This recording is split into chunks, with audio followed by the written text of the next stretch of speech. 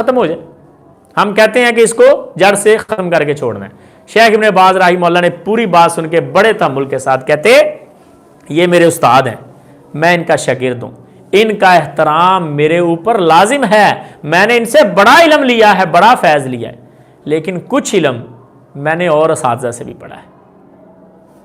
ان اساتذہ کے علم کی روشنی میں میرے چند دلائل ہیں جو میں آپ کے سامنے رکھنا چاہتا ہوں. اور پھر شیخ ابن باز رحمہ اللہ نے ایک مجلس کی 3 طلاقوں کے ایک ہونے کے دلائل دیے, اور شاہ مجبور ہو گئے یہ فیصلہ کرنے پہ کہ اب ایک مفتی اعظم نہیں رہے گا, اب پوری لجنہ بنے گی, کمیٹی بنے گی, جس کے اندر مختلف علماء ہوں گے اور وہ مشورے کے ساتھ فیصلہ فتویٰ لکھا کریں گے. اور تب سے سعودی لجنہ کا قیام ہوا اور آج تک وہ قائم, اللہ ان کی حفاظت فرمائے.